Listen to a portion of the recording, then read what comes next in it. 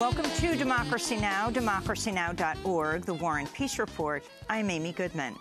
North Korean leader Kim Jong-Un has pledged to abandon his nuclear weapons if the United States agrees to formally end the Korean War and promises not to invade North Korea. This announcement comes after a historic meeting Friday between Kim Jong-un and South Korean leader Moon Jae-in at the demilitarized zone between the two countries.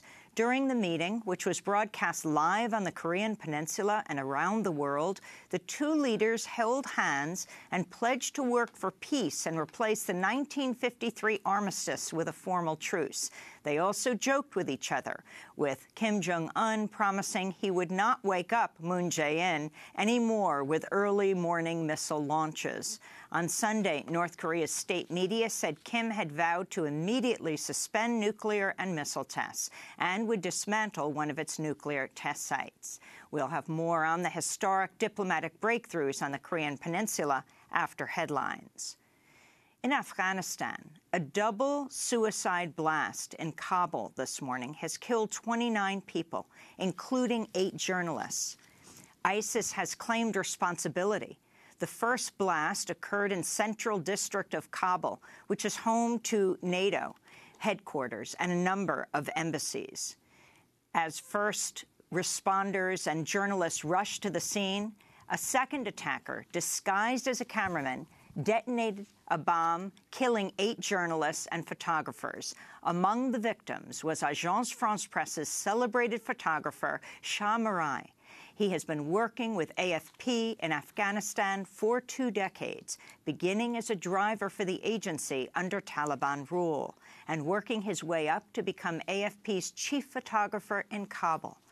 He was the father of 6 children, including a newborn daughter.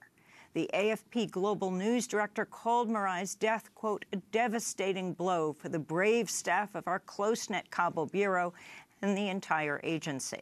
Last year, Marai wrote an essay about his and his family's life in Kabul entitled, When Hope is Gone. In it, he wrote, life seems to be even more difficult than under the Taliban because of the insecurity. I don't dare take my children for a walk. I have 5, and they spend their time cooped up inside the house. I have never felt life to have so little prospects, and I don't see a way out. Those the words of AFP's chief photographer in Kabul, Shah Marai, killed this morning, along with 7 other journalists in a double ISIS suicide bomb attack that killed at least 29 people. Israeli soldiers shot and killed 3 Palestinians Sunday along Israel's heavily militarized border with Gaza.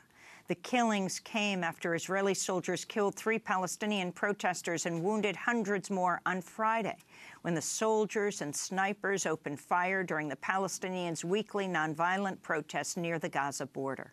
On Saturday, a 4th protester died after succumbing to his wounds. The nonviolent protests demanding the right for Palestinian refugees to return to their land began on March 30th. Since then, the Israeli military has killed at least 42 Palestinians, including 2 journalists, and injured thousands more. No Israeli soldiers or civilians have been injured in the nonviolent protests. Israel's bloody crackdown has sparked international condemnation.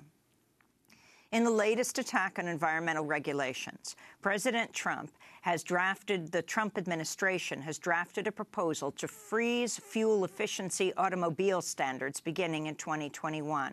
The draft proposal would also challenge California's power to establish its own stronger fuel efficiency rules, setting up the latest potential clash between the state of California and the Trump administration. This is Sierra Club Executive Director Michael Brune speaking on Democracy Now! Right now, Scott Pruitt is working on undermining the Clean Car Standard, which is a standard that is supported by 90% of Americans, Democrats and Republicans, because it cuts air pollution, cuts water pollution and climate pollution, and it saves people money. What it does is makes cars more efficient. It helps people to transition to cleaner vehicles, hybrids, plug-in hybrids, electric vehicles, or simply more fuel-efficient vehicles that reduces our dependence on oil, and it makes innovating industries in the auto sector more successful. National Security Advisor John Bolton said President Trump has not yet decided whether the U.S. will withdraw from the landmark Iran deal, despite President Trump repeatedly threatening to sabotage the agreement. This is John Bolton speaking on CBS's Face the Nation. Well, there are a variety of things that could happen, and I don't want to get into a discussion of what the hypotheticals might be, but certainly withdrawal is under consideration. The president has said this repeatedly. His views on the nuclear deal have been uniform, consistent, and unvarying since the campaign of 2016, and we'll see what happens. Secretary of State Pompeo has also reiterated Trump's criticism of the Iran nuclear deal. The National Rifle Association has announced all firearms will be banned from the arena during Vice President Mike Pence's address at the NRA's annual meeting on Friday in Dallas, Texas. The announcement has sparked widespread cries of hypocrisy, given that the NRA has for years opposed regulations banning firearms and has championed the claim that a good guy with a gun makes people safer. Students who survived the Valentine's Day shooting massacre at the Marjorie Stoneman Douglas High School slammed the NRA, with massacre survivor Cameron Kasky tweeting, "The NRA has evolved into such a hilarious parody of itself," unquote. Even some NRA members have criticized the protocol, with one self-identified NRA member writing on a message board for gun owners, quote, "I realize it's the VP, but still makes our whole argument look foolish." President Trump lashed out at the media, Democrats, the FBI, and his other enemies that he sees at a virulent campaign-style rally in Washington Township, Michigan, Saturday night. He attended the rally instead of the annual White House Correspondents Association dinner, which he also skipped last year. Instead, in Michigan, he attacked journalists and the media. You know, in the old days when the newspapers used to write, they'd put names down.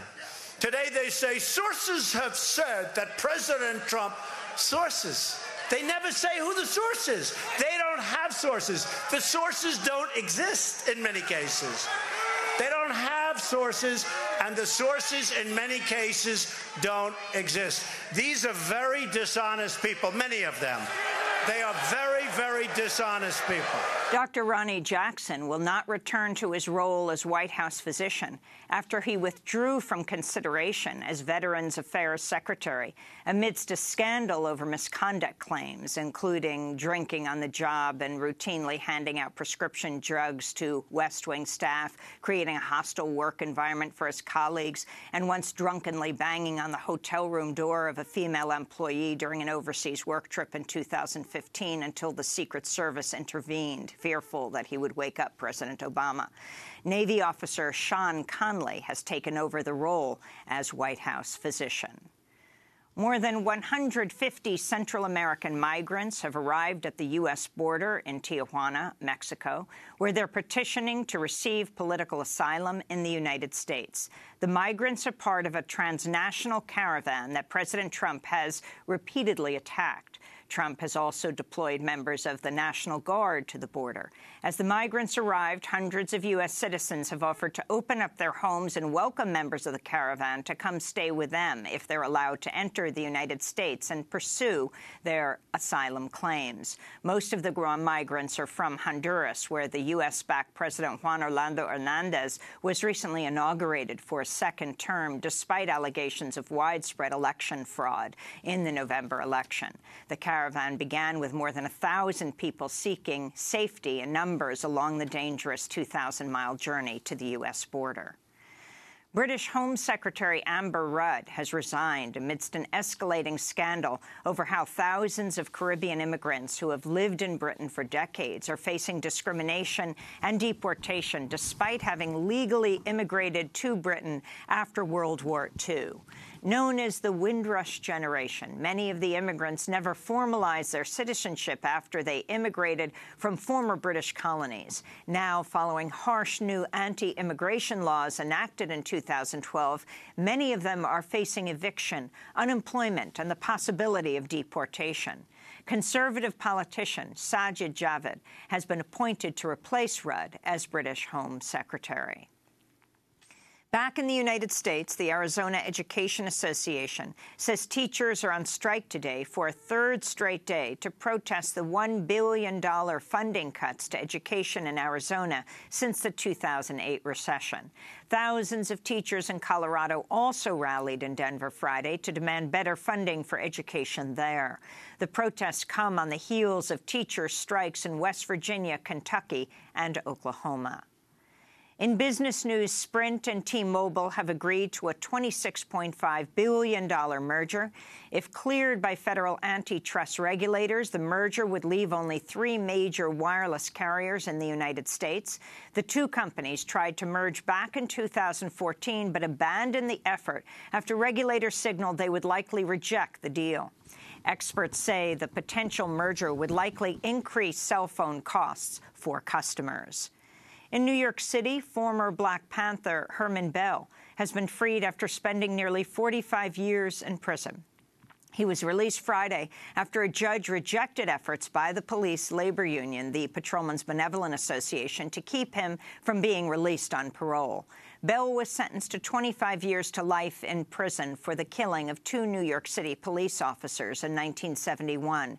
At the time, he was a member of the Black Liberation Army and a former Black Panther. Since then, he's mentored thousands of young men while behind bars and kept a clean disciplinary record. For years, activists have campaigned for his freedom. Following his release, his support crew wrote, quote, "Let us hope Herman's release brings inspiration for more change. Herman is deeply humbled and grateful for the broad expressions of trust and support, but out of respect for the feelings of the victims' families, he will not be making any public statements. We welcome him home," unquote. And the Reverend Dr. James Cone, known as the founder of Black liberation in the United States, has died at the age of 79. A longtime professor at Union Theological Seminary here in New York City, Dr. Cone was the author of a series of groundbreaking books, including Black Theology and Black Power, A Black Theology of Liberation, Martin and Malcolm in America, A Dream or a Nightmare, and The Cross and the Lynching Tree. Professor Cornel West calls Dr. Cone the greatest liberation theologian to emerge in the American empire. We'll have more on his life and legacy later in the broadcast with the Reverend Dr. Serene Jones, head of Union Theological Seminary, where he worked for decades, Reverend Dr. Kelly Brown Douglas, and the Reverend Dr. Raphael Warnock in Atlanta. And those are some of the headlines. This is Democracy Now!, democracynow.org, The War and Peace Report. I'm Amy Goodman. And I'm Juan Gonzalez. Welcome to all of our listeners and viewers around the country and around the world.